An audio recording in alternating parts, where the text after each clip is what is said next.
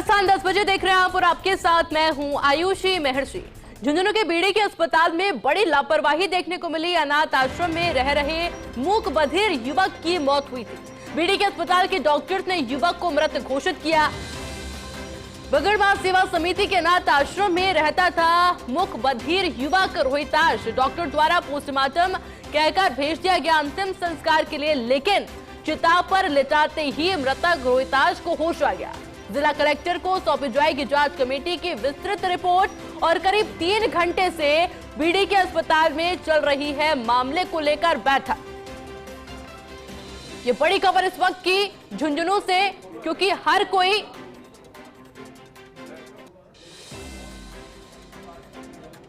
ये सवाल पूछ रहा है कि आखिर ऐसा कैसे हो सकता है।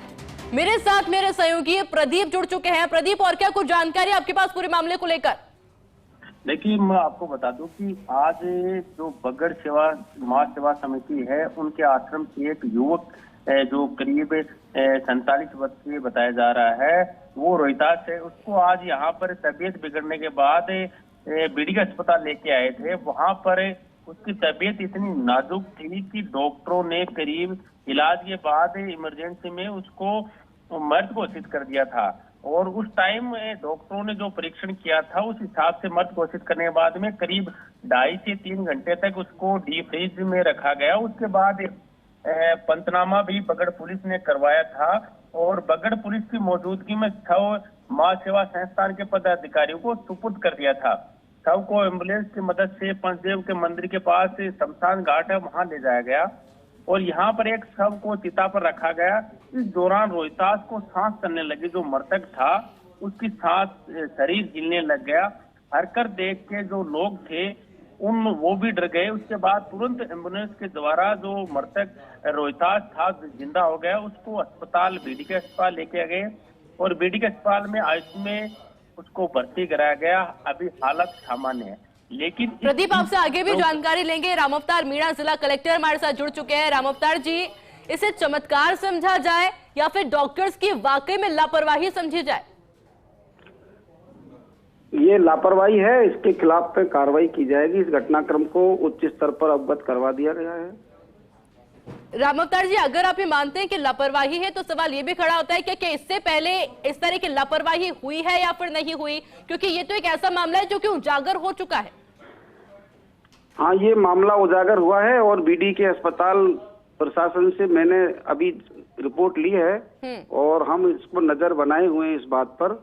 और मैंने प्रिंसिपल सेक्रेटरी मेडिकल हेल्थ को अवगत करवाया, संभागीय आयुक्त को अवगत करवाया है। और अगर अस्पताल में अन्य प्रकार की भी लापरवाही होगी तो हम इसको बहुत गंभीरता से लेकर कार्रवाई करेंगे। क्या प्रशासन जिम्मेदारी लेता है अपनी लापरवाही की? रामअवतार जी, आपकी बातचीत हुई? हाँ, मेरी बातचीत हुई प्रिंसिपल मेडिकल ऑफिसर से और उन्होंने मुझे बताया है कि एक डॉक्टर ने तो इनको मृत घोषित किया है, एक ने इनकी पोस्टमार्टम रिपोर्ट दी है और संचालक को बॉडी सुपुर्द की थी। और जैसे ये बॉडी वहाँ पहुंची है शमशान में, तो इनकी हलचल हुई है, वापस इसको लाए भी अस्पताल में भर्ती है, इसका इलाज चल रहा है। रामअवतार जी, एक और देखिए सवाल इसमें खड़ा होता है कि मृत घोषित कर दिया जाता है, उसके बाद में पोस्टमार्टम का कहा जाता है, 2.5 से 3 घंटे तक उसे डीप फ्रीजर में रखा जाता है। यानी कि अगर वो युवक जिंदा है, हो सकता है जब उसको डीप फ्रीजर में रखा गया हो तो उसकी मौत हो सकती थी। अटेम्प्ट टू मर्डर भी इसको माना जा सकता है एक तरीके से। हाँ, ये बहुत ही बड़ी लापरवाही है। डीप फ्रीजर में भी उसको रखा है जैसा मुझे बताया है। तो इसके लिए मैंने मेडिकल डिपार्टमेंट को एक कमेटी बनाने के लिए कहा है, वो कमेटी कार्रवाई करे। मैंने प्रशासनिक लेवल पे कमेटी बनाई है अभी 4 सदस्यों की, और इसमें हम बहुत गंभीरता से ले रहे हैं। जो लापरवाही में होंगे, जितने भी सूत्र हैं, ये पूरा नेक्सस है, सबको क्रैक किया जाएगा। बिल्कुल रामअवतार जी, माना अब ये जा सकता है कि चमत्कार ये नहीं है कि युवक जिंदा है, चमत्कार ये है कि उसको मृत घोषित कर दिया गया, पोस्टमार्टम के लिए कह दिया गया, डीप फ्रीजर में रख दिया गया, लेकिन उसके बावजूद युवक जिंदा है। बहुत बहुत शुक्रिया रामअवतार जी आपका जुड़ने का और तमाम जानकारी के लिए। लेकिन बड़ी बात यह है कि जो लापरवाही बड़ी हुई है, क्या इससे पहले भी इस तरह की लापरवाही हुई है? प्रशासन इस पर क्या कुछ कहेगा? क्या कुछ एक्शन अब अस्पताल प्रशासन पर लिया जाएगा? ये बड़ा सवाल अब इस पूरे मामले को लेकर खड़ा होता है, क्योंकि मामला है झुंझुनू का, जहां पर बीड़ी के अस्पताल में ये बड़ी लापरवाही उजागर हुई है। अनाथ आश्रम में रह रहे मूक बधिर युवक की मौत हुई थी। बीडी के अस्पताल के डॉक्टर्स ने उन्हें मृत घोषित किया था। बगड़ मां सेवा समिति के अनाथ आश्रम में मुखबिर रहता था, जिसके बाद उसे अस्पताल ले जाया गया और डॉक्टर्स के द्वारा मृत घोषित कर दिया गया। मेरे साथ सहयोगी प्रदीप लगातार बने हुए हैं। प्रदीप, अपनी बात को पूरा करिए। उनको जब बीडी के अस्पताल में लेके आए थे, उस दौरान उसकी कितनी स्थिति थी और जो जिस डॉक्टर ने उनका परीक्षण किया था उन्होंने उनको मृत, 2 डॉक्टर थे और दोनों ही डॉक्टरों में उनको मृत घोषित कर दिया। उसके बाद में वो डीप फ्रीज 2.5 से 3 घंटे रखा गया। उसके बाद उनको सुपुर्द किया गया जो मां सेवा संस्थान है उनको, और उसके बाद जब वो उठ के यहाँ वापस यहाँ झुंझुनू लेके आए, उस दौरान पुलिस की भी भूमिका थी। उन्होंने पंचनामा बनाया था, यानी कहीं न कह सकते हैं कि बड़ी लापरवाही चाहे बीडी के अस्पताल की हो, चाहे पुलिस प्रशासन जो उनके साथ है, दोनों की लापरवाही, इसकी बड़ी जांच की जानी चाहिए। वहीं उस संस्थान की भी जांच की जानी चाहिए। किन परिस्थितियों में उनको बीडी के अस्पताल लेके आए थे? मुख बधिर था क्योंकि वो स्टेटमेंट नहीं दे सकता, और क्या उनके साथ घटनाक्रम हुआ था, उन तथ्यात्मक रिपोर्ट जांच की जानी चाहिए। उस संस्थान की भी जांच की जानी चाहिए कि जिन परिस्थितियों में उनको बीडी के अस्पताल लेके आए थे और अगर उनके साथ कोई घटनाक्रम हुआ था और कहीं कोई नशा वगैरह कोई नहीं दिया गया था, उन सब को लेकर जांच की जानी चाहिए। और बीडी के अस्पताल के जो डॉक्टर हैं उनकी बड़ी लापरवाही कह सकते हैं, लेकिन जब डॉक्टर होता परीक्षण करता बॉडी में किस प्रकार जो उनके जो सिस्टम होते हैं उस हिसाब से वो एक रिपोर्ट बनाता है।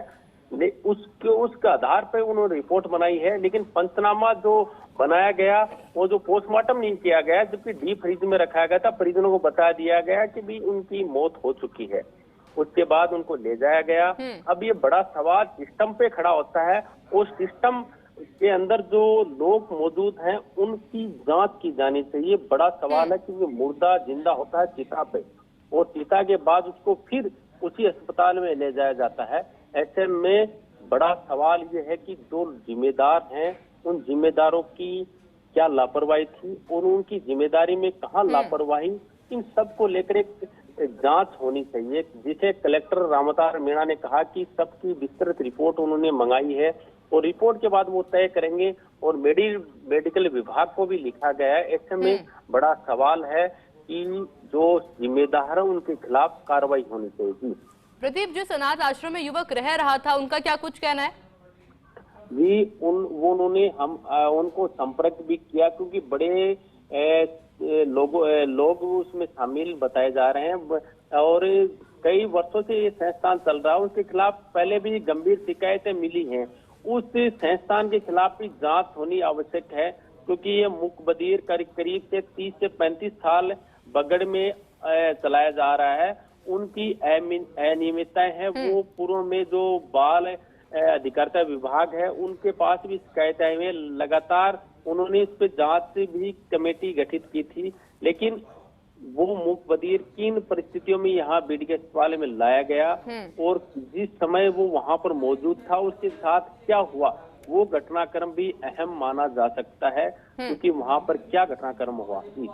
बिल्कुल प्रदीप, पूरे मामले पर आप नजर बना रखिएगा, आगे भी अपडेट आपसे लेते रहेंगे। फिलहाल के लिए बहुत बहुत शुक्रिया।